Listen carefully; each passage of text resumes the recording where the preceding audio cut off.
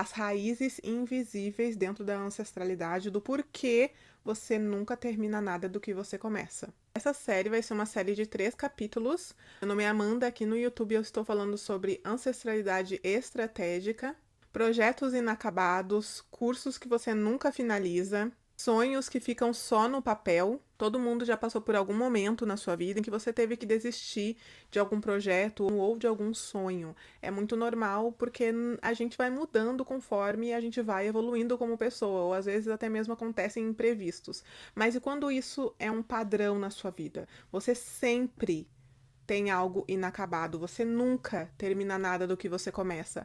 Aí é quando a gente tem que começar a observar algo que você poderia ter já finalizado, já ter partido para outra na sua vida. Você, na verdade, nos últimos 5, 10 anos, está somente entre comecei projetos, fui até a metade, desisti. Comecei outro projeto, tive outros planos, tô com aquilo ali no papel, fui só até a metade, desisti.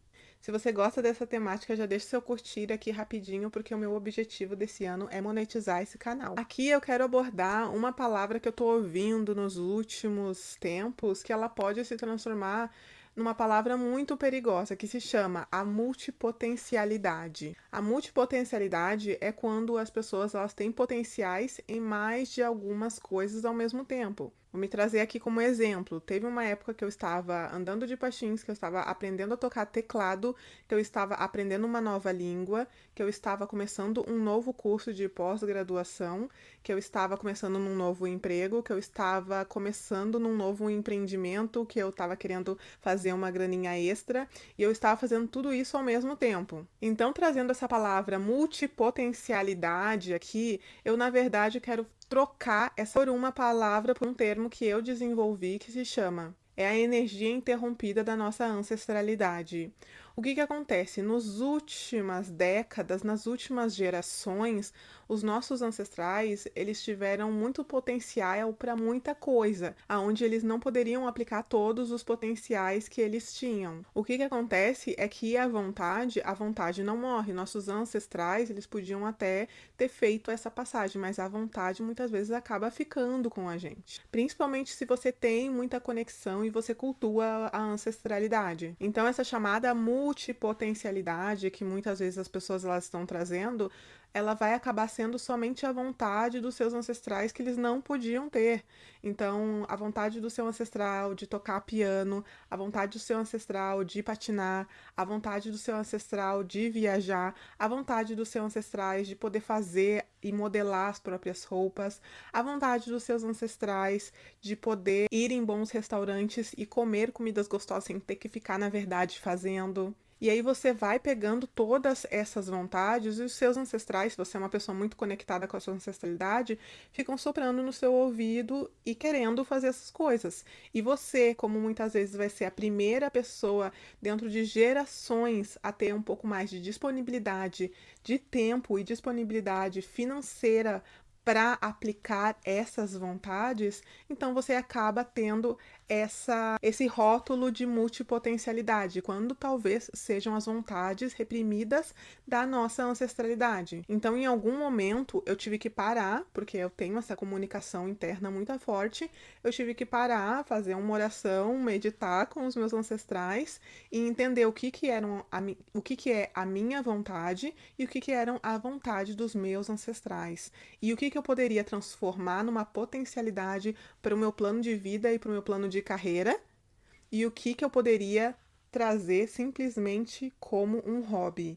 E isso virou uma chave para mim, porque o que eu queria trazer como hobby, eu deixo para fazer uma vez por semana, 2 vezes por mês, mas eu não trago para minha rotina diária, aonde eu vou gastar tempo e energia com aquilo. E aí teve esse tempo que eu tava assim praticamente como se fosse uma guerra interna, uma guerra espiritual dos meus ancestrais, aquela guerra que cada um puxa de um lado. Eu era a corda, os meus ancestrais, uns querendo fazer umas coisas, outros ancestrais querendo fazer outra, e eu com essa vontade de querer fazer, essa vontade de querer manifestar por eles. Então eu tive que parar, sentar, refletir, ter essa conversa interna com eles, do que eu ia trazer para minha vida, para que eu pudesse desenvolver dentro dos meus planos de vida, de carreira, e o que eu ia trazer para minha vida, manifestar para eles, mas somente como um hobby, trazer uma vez por semana ou talvez até 2 vezes por mês. O segundo motivo que você muitas vezes para na metade dos seus projetos é o medo do fracasso. Por você ser dessa geração que vai ter um pouco mais de tempo, disponibilidade e dinheiro para fazer, para aplicar algumas coisas, alguns planos e alguns projetos, isso coloca em cima de você uma pressão de ter que vencer. Então, muitas vezes você vai até a metade porque você pensa que se você não for até o final e fracassar, pelo menos você não fracassou.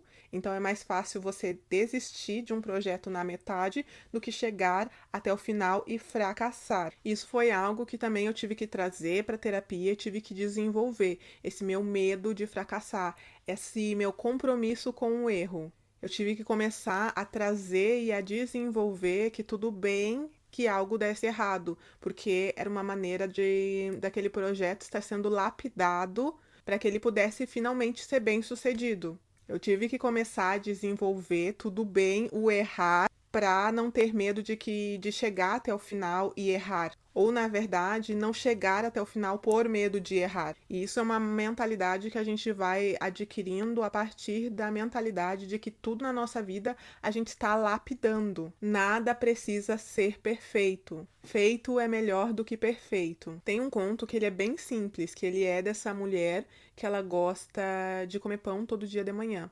E todo dia de manhã passa uma mulher na frente da casa dela vendendo pão. Todo dia de manhã ela compra o pão. Todo dia de manhã ela corta o pão, come o pão e diz que o pão estava ruim e que ela conseguiria fazer muito melhor.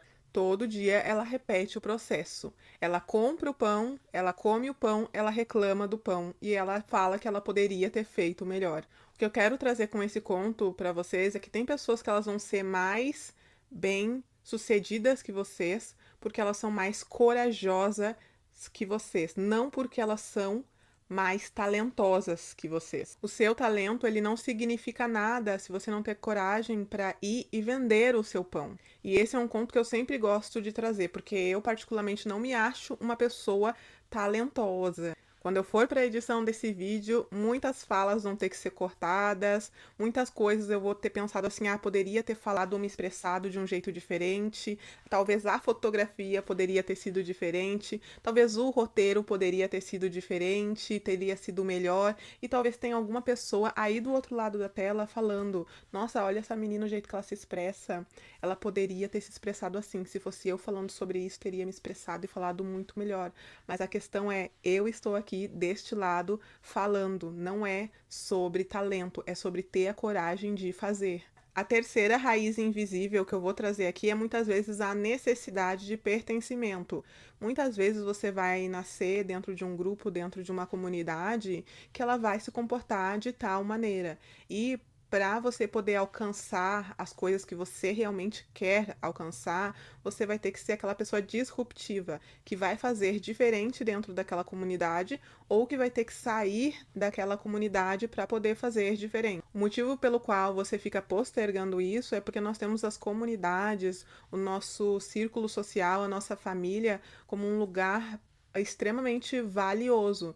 Então a gente teme que qualquer atitude, muitas vezes, que a gente vá tomar, que vá nos tirar dentro daquela comunidade, dentro daquele grupo sociológico, muitas vezes a gente teme perder o nosso lugar de nascença, de direito ou lugar que você conquistou ali, você teme perder esse lugar por causa de uma ação ou de algo que você precisa fazer em prol de um objetivo na sua vida. Então você começa a fazer as coisas, mas quando você começa a ouvir assim, ai, não sei se você deveria fazer isso, ai, fulano fez isso, mas se deu mal, não sei por que você quer fazer isso, ninguém faz isso, você começa a ouvir demais, você para na metade, você estaciona, por causa que é aquele medo de perder o lugar dentro daquela comunidade, dentro daquele grupo social ou até mesmo dentro daquela família. Se você se encontra dentro deste lugar, muitas vezes você vai ter que agir assim, ó, quietinha. Você não vai poder ficar falando para as pessoas os seus planos, você simplesmente vai ter que ser uma pessoa muito discreta nas coisas que você faz. Se você acha que de alguma forma você pode ser influenciada pelo que os outros podem vir a falar sobre as suas ações. Essa ansiedade do pertencimento, ela também vem de um lugar de as pessoas elas não vão me amar se eu fizer algo diferente do que as pessoas esperam que eu faça. Então isso é para você trazer muitas vezes para a sua terapia, para você conseguir aprender a ligar o dane-se. Se você acha que você não está preparada para ligar o dane-se ainda, você pode simplesmente fazer as coisas mais discretamente. Aí você vai começar a perceber o padrão de que você começa a finalizar projetos, quando na verdade você não fala sobre os seus projetos para ninguém. Assim você não ouve ninguém trazendo nenhuma negativa relacionada àquilo, você consegue finalizar.